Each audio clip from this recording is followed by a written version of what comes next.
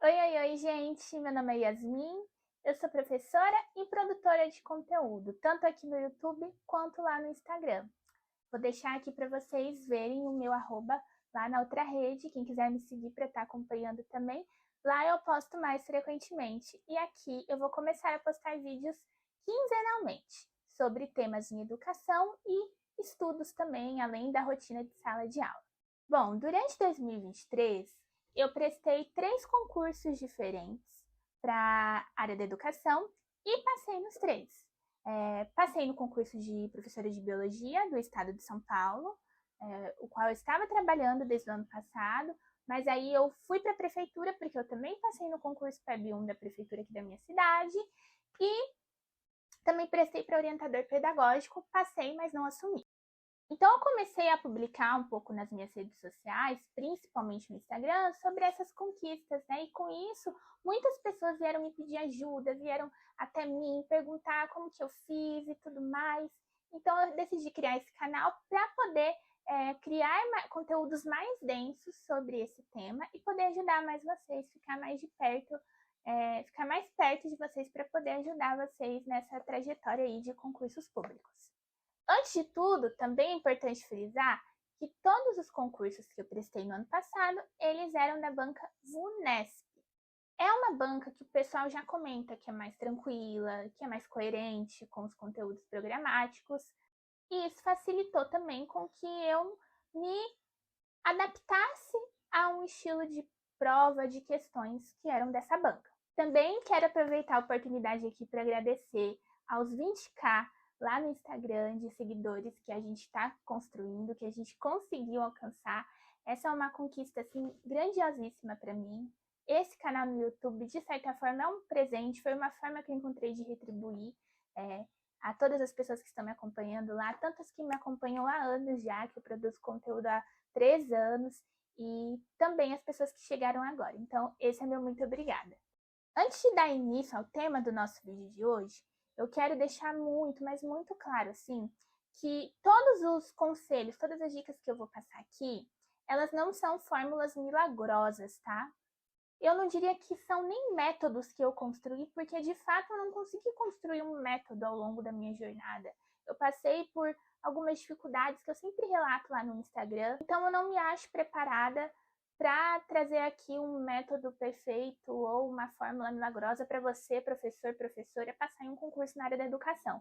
Não seria justo também. O primeiro passo de todos, que eu considero assim mais fundamental, é você ter um direcionamento, escolher um foco. Como assim, Yasmin? Ao invés de você atirar no escuro, sair se inscrevendo em um monte de concurso, selecione aquele ou aqueles que são mais interessantes para você, tá? Vou dar um exemplo. Eu moro numa cidade que faz parte de uma região, certo? Onde a gente vai poder encontrar ali vários concursos, né? Nós vamos poder encontrar vários concursos acontecendo aqui na minha região. Mas o meu foco sempre foi na minha cidade, eu não quero concurso na cidade vizinha. Então, para que eu vou ficar focando em estudar tanto para um concurso na cidade vizinha, que vai ser diferente, vai ter questões diferentes, pode ser que seja de uma banca diferente, sendo que eu tenho um concurso aqui da minha cidade, que é o que eu quero, que eu sei que vai abrir, uma hora vai abrir. Então, gente, ter um foco é muito, muito importante, tá? Ele vai te ajudar tanto na hora de organizar os estudos, a gente já vai chegar nesse ponto, quanto a realmente ter um objetivo e poder ali focar naquilo sem muitas distrações e esses problemas aí que dá quando a gente atira para tudo quanto é lado. E a gente sabe como que isso dificulta a nossa vida. Isso não significa que você não possa fazer outros concursos. Na verdade, eu acho que é interessante sim fazer. Eu mesma já fiz isso, né? Concursos em que eu não estava muito interessada, mas mesmo assim fui fazer. Só que não é aconselhável que você foque tanto em estudar para todo o concurso que você vai ali prestar. O ideal é você ter um foco no concurso que você quer para você poder se dedicar totalmente a ele. O segundo passo é comum as pessoas falarem sobre ele, acho que não vai ser novidade para ninguém, que é ler o edital. Porém, o meu diferencial, que eu vou trazer aqui para vocês como uma dica, como um conselho, é que você não só leia a título de conhecimento, mas leia o edital de forma estratégica ou estrategicamente. Como assim, Yasmin? Você vai, além de realizar uma leitura profunda, atenta àquele documento, você vai buscar fazer uma leitura também ativa. De que forma? Grifando, se possível realizando anotações. Isso pode ser feito tanto digitalmente quanto no papel, tá? No papel é até mais interessante porque a gente se apropria mais de algumas informações, de algumas coisas que estão ali. Eu acho que isso é fundamental. Eu fiz essa leitura estratégica de edital, tanto nos concursos que eu fiz, e eu acho que me ajudou muito, tanto a entender ali já os conteúdos programáticos que cairiam e o que seria mais importante, né? Quanto também a me organizar. Porque a gente vê aquele edital com um monte de cláusulas, com um monte de número de... Ai, meu Deus, a gente se sente perdida. Então, esse é o momento que você vai ter para dominar o edital, para anotar e destacar tudo aquilo que você acha que deve ser destacado, que é importante. Então, você vai absorver aquilo também enquanto você está fazendo suas anotações. Você pode fazer tanto em formato de resumo quanto de mapa mental, ou simplesmente grifar, né, com as cores que você quiser. Mas faça aí uma leitura ativa e atenta do edital para você ficar por dentro de tudo no seu concurso, beleza? Então, como eu disse, essa é uma dica que muita gente dá. Mas é importante sempre reforçar, porque vou dar um exemplo para vocês entenderem. Houve recentemente, no ano passado, né, um concurso aqui no estado de São Paulo para professor, professora. E no edital da aula prática, que nós teríamos que fazer uma videoaula gravada, tinha um detalhezinho ali informando que preferencialmente deveríamos utilizar o quadro negro nessa videoaula. E isso gerou uma confusão enorme, porque muita gente não se atentou a isso e acabou ou não utilizando o quadro ou achando que não deveria utilizar, o que é pior, porque não estava dizendo que não deveria. No edital também falava sobre recursos tecnológicos, né, a utilização deles, porém dava essa preferência para o quadro negro. Então foi uma confusão danada, porque até na hora de correção também, os próprios avaliadores avaliaram muita gente errado, porque tratou preferencialmente como se fosse obrigatoriamente. Então, assim, gente, ler o edital é muito importante, com muita atenção. Então, não é clichê, é algo importante de se reforçar, tá? A terceira dica para você começar com o pé direito seus estudos para concurso é você fazer um exercício de reflexão e projeção sobre aquela vaga. Vai ter mais ou menos relação com a primeira dica que eu dei lá, de você ter um foco, né?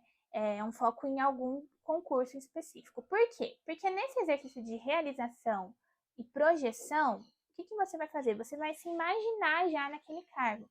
Então, você pode fazer para você mesmo algumas perguntas e escrever mesmo. Pega um caderninho, aquele caderninho que você usa para fazer um diário, para anotações suas, e se faça algumas perguntas relativas àquela vaga. É isso que eu almejo mesmo para minha vida? Quais são os prós e os contras de entrar nessa vaga, né? E isso, você já tendo lido o edital, você vai ter uma noção do que é o seu cargo, quais são as suas atribuições, e você pode fazer esse exercício. Se não quiser anotar, tudo bem, mas eu acho importante você fazer mesmo que mentalmente, porque isso vai te dar mais clareza e motivação para que você consiga prosseguir nos seus estudos posteriormente.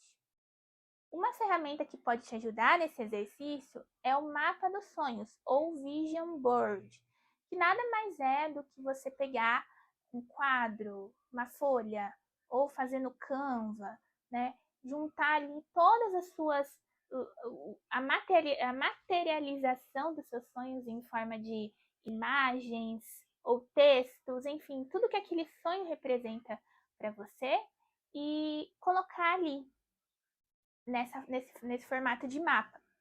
Eu vou colocar aqui um mapa dos sonhos meus antigos. Eu não faço mais eu não uso mais essa ferramenta hoje em dia, mas eu acho interessante para quem é bem visual. O quarto passo para você começar os seus estudos para concurso é não esperar as condições perfeitas. Eu sei que esse também é um aconselhamento um pouquinho clichê, muita gente fala isso, só vai e faça, mas como que eu vou começar? Eu não tenho isso, eu não tenho aquilo, eu não tenho as ferramentas adequadas, eu não sei para onde começar.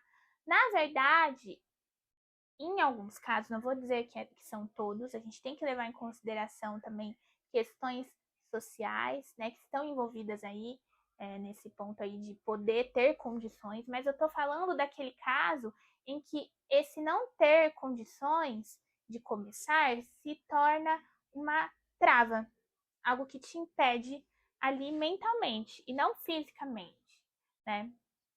Ah, porque eu não tenho uma apostila, mas eu tenho internet. Então, se eu tenho a internet, posso acessar ali materiais gratuitos, eu vou trabalhar com o que eu tenho naquele momento. Eu não vou esperar ter as condições perfeitas para dar início aos meus estudos. Ai, eu tenho por enquanto pouquíssimo tempo para estudar. Eu tenho falado muito no Insta sobre um lema que eu adotei durante a minha terapia, junto com a minha psicóloga, né? Eu divido com vocês isso, que é o lema dos 5 minutos é melhor do que zero. Esse lema tem me impulsionado a começar coisas que eu adiava constantemente por achar que não daria tempo, ou por procrastinar muito e chegar lá na hora, ai meu Deus, não vai dar tempo, então eu nem vou começar. Mas eu tenho tentado mudar isso adotando esse lema. Fazer 5 minutos algo é melhor do que fazer 0 minutos. Então talvez isso seja interessante para que você aí possa dar o pontapé inicial nos seus estudos. Não esperar que tudo esteja perfeitamente pronto e preparado para você começar. E junto com esse conselho eu vou dar um outro que também eu falo bastante lá no Instagram, que é: confie em sua formação. O que eu quero dizer com isso? A gente ficou 4, 5, até 6 anos estudando em uma faculdade, em uma universidade sobre educação, seja quem fez pedagogia ou quem fez outra licenciatura. Você ficou esse tempo inteiro dedicando a sua vida a uma área, que é a área da educação, e você vai se achar incapaz de retomar aqueles assuntos e voltar para esse mundo, que é o mundo dos estudos na área? Não faz muito sentido, né? É normal que a gente se sinta incapaz, porque faz parte da condição humana, a insegurança e todos esses sentimentos e emoções. Porém, a gente precisa retomar isso, essa reafirmação, como uma forma mesmo de legitimar os nossos anos de estudo e a nossa formação. Então, confie na sua formação. E o último, e não menos importante aconselhamento que eu dou aqui para vocês, é o de criar um cronograma de estudo que seja realista, ou como a gente pode chamar também, um plano de estudos. Esse plano de estudos ele deve ser realista em que ponto? No ponto dele se encaixar na sua realidade. Então, a minha realidade de professora que trabalha 30 horas semanais é diferente da realidade de um professor que trabalha 40 horas semanais em uma escola de período integral. E eu já fui essa professora. Então, o meu plano de estudos vai ser diferente, certo? Ah, eu preciso estudar os mesmos temas? Preciso, só que quando eu for fazer o meu planejamento semanal ou planejamento ali de horas que eu vou estudar, eu vou desempenhar um tempo menor que o professor que tem uma carga horária menor, certo? Então, por isso que eu digo que tem que ser realista, flexível e adaptado à sua realidade. Calma, gente, eu não vou soltar, né? Faça um plano de estudos e vou embora, como se eu fosse um mago. Não vou fazer isso, obviamente. Eu vou aqui falar rapidamente para vocês como vocês podem elaborar um cronograma de estudos ou um plano de estudos a partir do edital.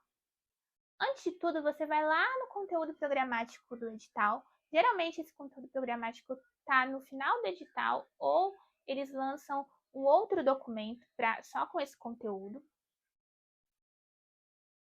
E o que você vai fazer? Você vai pegar todo aquele conteúdo que está ali, colocar ele em tópicos e subtópicos, e você vai analisar cuidadosamente cada área que vai cair na prova. Então, exemplo, pode ser que uma prova tenha português, matemática, conhecimentos específicos ou conhecimentos pedagógicos e Legislação educacional. Pronto, temos 4 áreas, então, do conhecimento que vão cair na prova. Qual que é o próximo passo? É eu voltar no edital novamente e buscar onde vai estar falando sobre a forma que você vai ser avaliado, ou seja, a avaliação ou a correção da prova. Lá você vai poder ver o peso de cada área na sua nota final. Então, você vai fazer isso. Por exemplo, no caso que eu citei das 4 áreas do conhecimento, no concurso que eu fiz, a que mais contava pontos era conhecimentos pedagógicos e legislação educacional. Eram as 2 áreas que contavam mais pontos. Então, eu decidi que essas 2 áreas seriam minha prioridade. Depois de olhar para essa prioridade, eu também estabeleci qual era a minha maior dificuldade. E aí, eu vi que era matemática. Então, eu organizei os meus estudos da seguinte forma: legislação educacional, conhecimentos pedagógicos, matemática e língua portuguesa. Eu fui intercalando no meu plano de estudos esses 4 temas, essas 4 áreas, de acordo com, equilibrando, na verdade, a prioridade e a dificuldade. Então, o primeiro tema que você vai estudar, de todos, ele precisa ser uma junção desses dois, entre a sua maior prioridade em termos de pontuação e a sua maior dificuldade. Nossa, Yasmin, mas por que eu não começo estudando pelo que é mais fácil para mim? Você pode fazer assim também sem problema nenhum, mas no meu caso eu não acho tão efetivo, porque se eu considero um assunto mais fácil, pode ser que eu consiga, na prova, interpretar a questão e responder ela mesmo não dominando aquele assunto, mesmo não tendo estudado aquele assunto, porque ele já é naturalmente mais fácil para mim. Então, essa foi uma estratégia que eu encontrei tendo ali pouco tempo para estudar para uma prova, que você pode adotar também e pode ser uma forma de você destravar os seus estudos. E se você quiser construir um plano de estudos personalizado para você, de acordo com a sua rotina e com o concurso público que você vai prestar, eu tenho um convite para fazer para você. No dia 17 de fevereiro, que vai ser um sábado, às 10 da manhã, eu vou ministrar o workshop Estuda Prof. Nesse workshop eu vou mostrar para vocês minuciosamente o passo a passo para você construir o seu plano de estudos. Aqui eu falei um pouco mais resumidamente, mas lá eu vou te dar todo o apoio necessário para que você construa o seu plano de estudos personalizado, além de outros materiais bônus. Se você tiver interesse nesse evento, eu peço para que você clique aqui no link que está na descrição. Detalhe, as primeiras pessoas que se inscreverem têm um desconto especial. Mas, como eu não gosto de deixar ninguém na mão, eu já disponibilizei um arquivo, que está também no link da descrição, em que você vai poder se basear para produzir o seu próprio plano de estudos. Porém, se você ficar com alguma dúvida de como montar esse arquivo, aí eu te aconselho que você vá para o nosso workshop. Bom, gente, é isso. Espero que vocês tenham gostado das dicas, dos conselhos, do nosso bate-papo.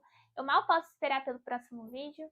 Mais uma vez agradeço vocês por todo o apoio lá no Instagram e agora aqui no YouTube também. E eu aguardo vocês no próximo vídeo. Beijinhos da Yas!